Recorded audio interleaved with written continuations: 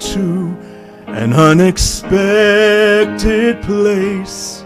Silent night, so glorious.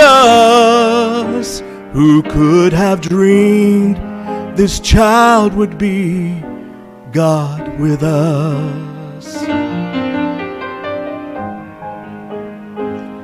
Who could have dreamed this child would be God with us?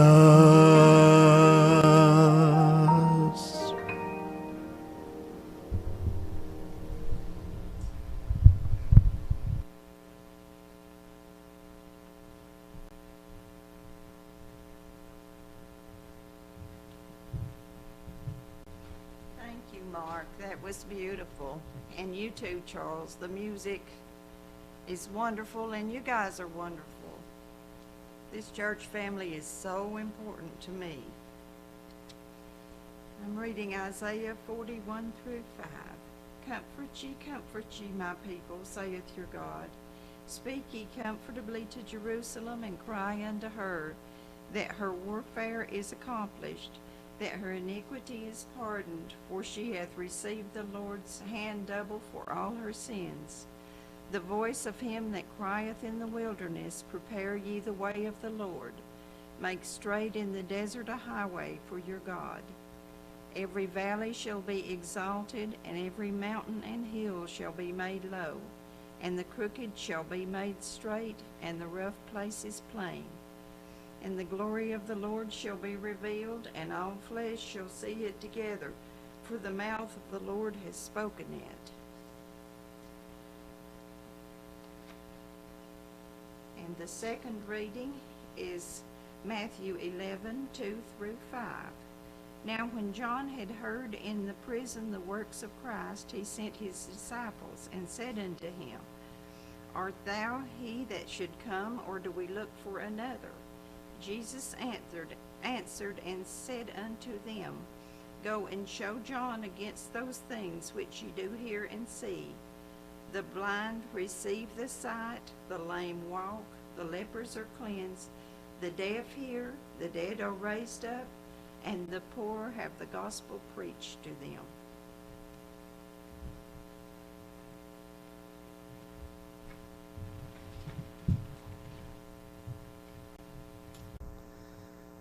This past week I was just cruising around on the internet, and I came across an article about a poll that was recently taken of hundreds of movie critics in this country, and they were asked to rank Christmas movies from what they consider to be the first to the worst. You want to take a guess at what was up at the top? Somebody? You can hear you, but I can't hear you. Oh, that's in my family. By a long stretch, their votes for the best Christmas movie of all time went to It's a Wonderful Life. Lift your hand, you've seen it. All right. All right. Now, here's the interesting thing about It's a Wonderful Life. It was released in 1946, and when it was released, it was a flop. A total flop. It lost $500,000 when it was released. And take that in 46, what $500,000 was? It was so poorly received that the copyright on it was not renewed, which meant it didn't cost anything for broadcasters around the country to show it not just once, but as many times as they wanted to. And so I remember that Channel 17, Ted Turner, they started showing it several times a day.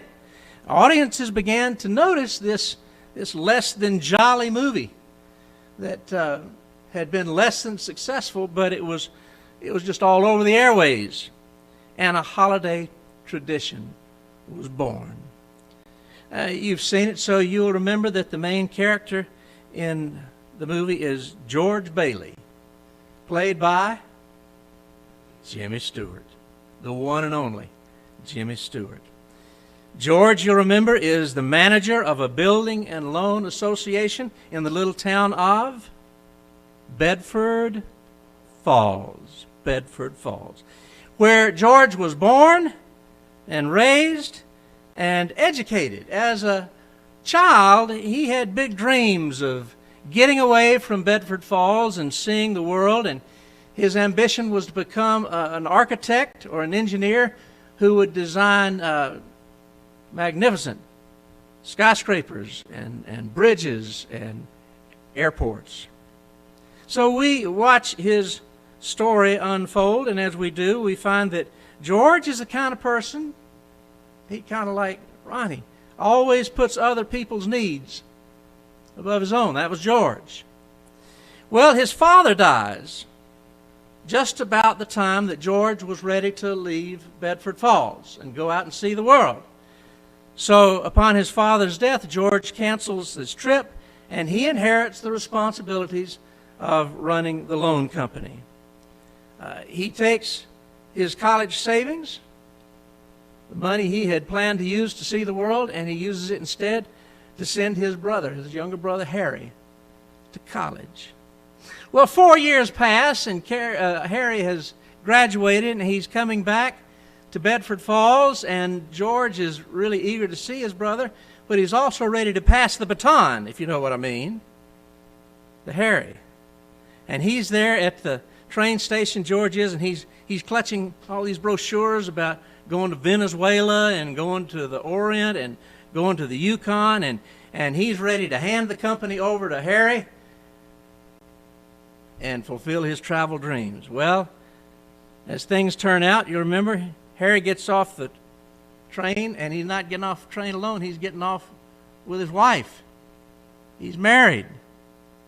And he's all excited, and he tells George, I've got a new job at my father-in-law's glass factory back up in Buffalo, New York. So once again, George's dreams of escaping Bedford Falls are dashed. Now, he handles all that disappointment fairly well. The years pass. He marries Mary, played by Donna Reed. I had a crush on Donna Reed when I was growing up. Every time I could, I'd watch the Donna Reed show. You remember the Donna Reed show?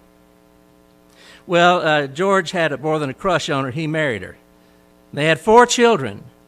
And then Harry, his younger brother, goes off to war.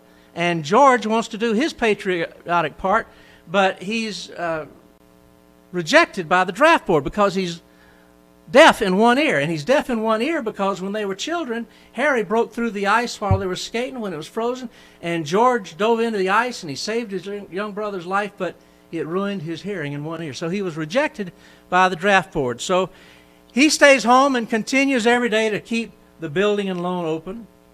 On Christmas Eve, 1945, his partner, Uncle Billy, goes to the bank to deposit $8,000. And along the way, he absent-mindedly misplaces it. Now, today, $8,000 doesn't seem like a huge amount of money, but in 1945, $8,000 was a fortune. It was enough that was lost. When that money was lost, it was enough to send Bailey Building and Loan into bankruptcy. And George is distraught. He wanders home ready to give up. He is on the verge of financial ruin. And he's absorbed in fears of scandal and going to prison for using other people's money and losing it. In desperation, he decides to go see Henry Potter, the richest and meanest man in the county. Now, was that Barrymore?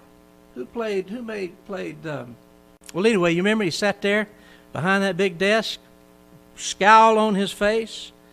His goal in life has always been to destroy the Bailey business, Bailey Building and Loan.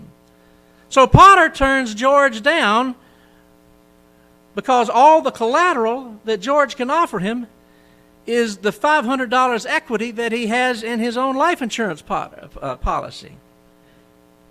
And Potter makes this cruel remark to George. He says, "George, you are worth more dead than you are alive." Now, the next scene is one of the most emotional scenes in Hollywood history. George is sitting at Martini's bar. He's reached his breaking point. There's festive music playing in the background as gleeful customers celebrate Christmas Eve. George sits at the bar, nursing a drink. He's got his life insurance policy in his hands, and he keeps passing it from one hand to the other. The payout on his life insurance policy would cover the cost of the $8,000 that Uncle Billy misplaced. Now, push the pause button. Let me tell you what you may or may not know about Jimmy Stewart. Before anyone ever dreamed of making the movie It's a Wonderful Life, Jimmy Stewart was a group commander for a squadron in Squadron 703 in World War II.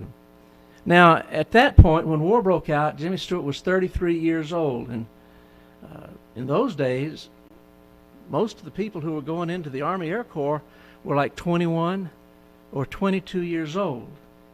But Jimmy was a licensed pilot. He learned to fly when he was young. He loved it, and he was a patriot, and he was determined to use his skills in the Army Air Corps. Well, first they put him to work as a flight instructor, and he taught young guys how to fly B-17 Flying Fortresses. But he didn't want to teach. He wanted to go and defend the country. He pushed for a combat assignment and finally got his wish. He was transferred in November of 1943 to the 8th Army Air Force. If you ever go down to Savannah, there's a great museum of the 8th Army Air Force. It was started in Savannah. And Jimmy became the commanding officer of 703 Squadron. The 8th Air Force lost more than 10,500 planes in World War II. 26,000 men in the 8th Army Air Corps were killed. 28,000 were taken prisoner. Jimmy flew 20 combat missions at the age of 33. On one of his missions, his group lost 13 of the 25 planes in his squadron. Lost 122 airmen. His B-24 took a direct hit during that mission. It left a 2-foot hole in the fuselage right underneath Jimmy's seat. And he said later, I found myself looking 4 miles straight down to Germany. And right after the cockpit of his plane was hit, the first of several planes in his squadron went down in a hail of flak. Jimmy limped home, got his plane home. It was literally breaking apart. 2 engines were gone. They were running on the fumes. He and his co-pilot used every fiber of their muscles to stop the collapsing plane. And when it finally landed, it just literally cracked in two. He went on to fly 9 more missions for a total of 20 until the commander of the Army Air Corps called him in and forced him to stand down, lest this Academy Award-winning actor get killed in action or be shot down and taken prisoner. So Jimmy went back to Hollywood to try to resume his acting career, but it was slim pickings.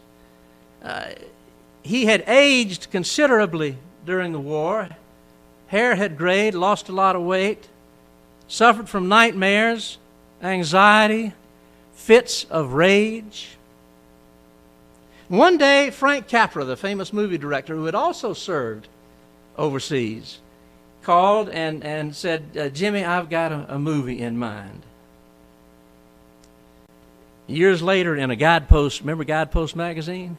In a Guidepost magazine, Jimmy said, when we met to talk about the film, Frank seemed a little embarrassed. Frank said, Jimmy, the story starts in heaven, and it's sort of the Lord telling somebody to go down to earth because there's a fella down there who's in trouble. And this heavenly being goes to a small town. Well, Jimmy, it boils down to this. This fella who thinks he's a failure in life jumps off a bridge. And the Lord sends down an angel named Clarence who hasn't earned his wings yet. And Clarence jumps into the water to save the guy, but the angel can't swim, so the guy has to save him. And he says that Capra stopped to wipe his brow. He said, well, look, this doesn't tell very well, does it? Stewart says, I jumped in. I said, Frank, if you want to do a picture of a guy who jumps off a bridge and an angel named Clarence who hasn't won his wings yet coming down to save him, well, I'm your man. Now, if you watch the movie carefully, knowing this history, you'll see that throughout the film you get glimpses of Stewart revealing some of the emotions he'd tamped down during the war. One of the most heart-wrenching scenes is one in which he explodes while his family is decorating the tree. Remember that scene? And he yells at his children, and he knocks over the gifts, and he knocks over the tree. And those who knew him said that was just, he wasn't acting, that was the rage that had built up in him. Now that brings us to George Bailey's crucial moment. He's in the bar, he's disheveled, he's desperate, and he offers up a Hail Mary prayer. And this is how Jimmy describes it. He says, in this scene, at the lowest point in George's life, Frank was shooting a long shot of me slumped over in despair. And in this scene, in agony, I raise my eyes, and following the script, I plead, Dear Father in heaven, I'm not a praying man, but if you're there and you can hear me, show me the way. I'm at the end of my rope, Lord. Show me the way. Now listen to him. Jimmy says, as I said those words with the camera running, I felt deeply the loneliness and the hopelessness of people who have nowhere to turn, and my eyes filled up with tears. And I broke down sobbing. You remember that scene? He broke down sobbing. And Jimmy says, that was not planned at all. But the power of that prayer, he said, and the realization that our Father in heaven is there to help the hopeless had reduced me to tears, and that's what you see on the screen. Well, in the movie, George leaves Martini's bar and goes to a nearby bridge from which he's about to jump. And he does jump, and then God sends Clarence Oddbody, the sweet but inept angel, second-class angel because he hadn't earned his wings yet. God sends him to help George, and George says to Clarence, it'd have been better if I'd never been born. And Clarence said, well, let's just see if you got the right perspective on things. And he shows George how his brother Harry would have drowned that day when he broke through the ice if George hadn't jumped in and saved him. He shows him how saving Harry had all kinds of implications later, because when the war broke out, Harry became a fighter pilot, remember, and he brought down an enemy plane that was about to bomb a troop carrier. And Clarence says, George, if you'd never been born, all those men would have died. And he takes him back to the afternoons when George, as a young boy, worked in a drugstore owned by Old Man Gower. And one afternoon, Old Man Gower gets a telegram. Remember, it's a telegram saying that his son has died in the war. And he is distraught, and he starts drinking behind the counter back where the drugs are stored. And he just gets in a stupor, and somebody comes in and asks for a prescription, and he starts mixing it, you remember? And he accidentally mixes cyanide in the prescription, you remember? And George tells him about the mistake. And Clarence says, George, if you hadn't have been there, Old Man Gower would have sent that medicine with the cyanide in it, and that patient would have died, and Old Man Gower would have gone to prison. Well, the nightmarish vision of life without George goes on. Without him, peaceful Bedford Falls became Pottersville, filled with pawn shops and prostitutes and drunks. And Bailey Building and Loan had been replaced by a dance hall. In those days, dance halls were disreputable. And in those days, without George, there would have been no Bailey children. Clarence says, you see, George, you've really had a wonderful life. Don't you see what a mistake it would be to throw it all away? And George slowly realizes that Clarence was right. And he prays again for a chance to rejoin the living, to reclaim his identity and his family and his home. And suddenly his life returns, the wind dies down, as the gentle snow falls, he races back to town to be reunited with his friends and family.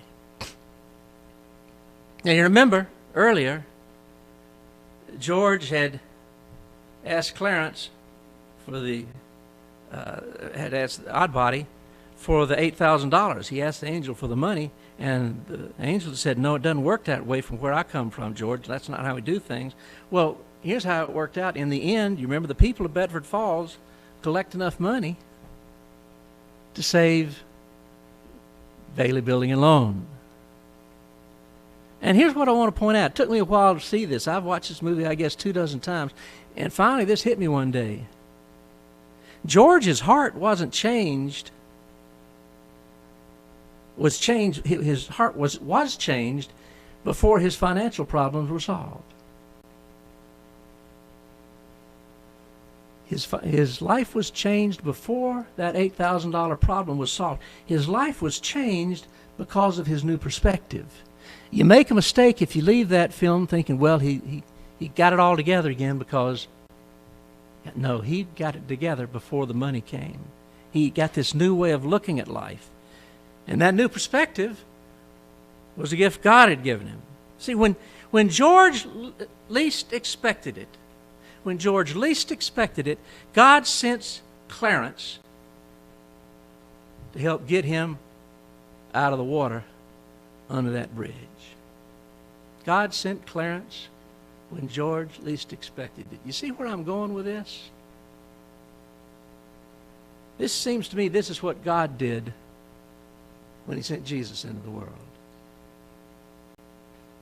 A world where hopes and fears compete with each other in people's hearts. They compete in my heart. Hopes and fears, I'm pretty sure, compete in your heart. And when they do, when our hopes and our fears compete in our heart, we're forced to decide whether we're going to lean in the direction of our hopes or we're going to lean in the direction of our fears. That's a decision you and I have to make probably more frequently than we would like to have to make it. Which way will you try to lean when you leave here today, in the days to come? You're going to lean toward your hopes, or you're going to lean toward your fears? I've confessed to you before, I'm of such a temperament, I tend to lean toward my fears. It's a miserable way to live. I don't like it. I need the gospel. I need Advent. I need Christmas. I need it not just once a year. I need it over and over again, because Christmas helps me lean toward my hopes. And that's why we've switched to closing hymn, because it occurred to me writing this sermon, and then I let Charles know. I said, Charles, you know what? There's a hymn in there about hopes and fears. You remember the one? The hopes and fears of all the years are met in thee tonight. It's O Little Town of Bethlehem, and it's, what number is it, Charles? Somebody got it? Somebody's going to find it for us. 230? 230 or 238? 230. Now you know this one. You think about old George as we sing this, and you think about what your life is like when you start having to decide which way you're going to lean. Let's stand as we sing.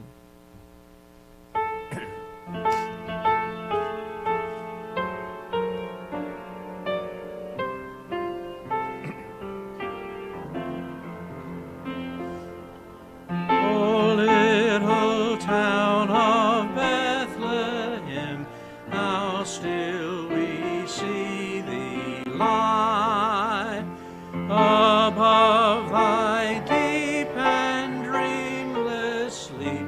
The silent stars go by, yet in thy dark street shineth the everlasting light. The hopes and fears of all the years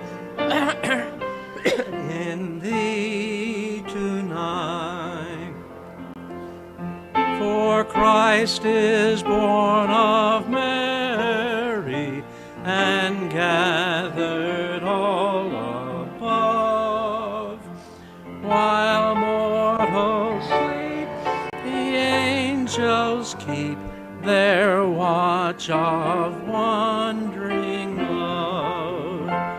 O morning stars together proclaim the holy birth, and praises sing, King, and peace to all. How silently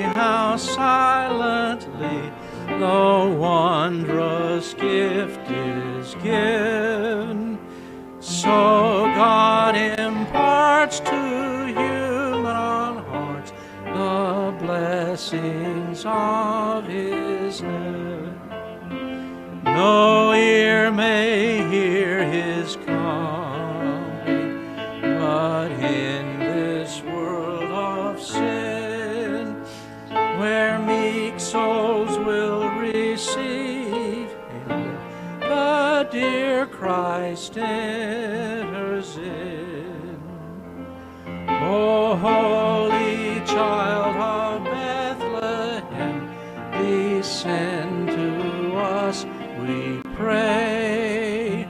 Cast out our sin and enter in. Be born in us today.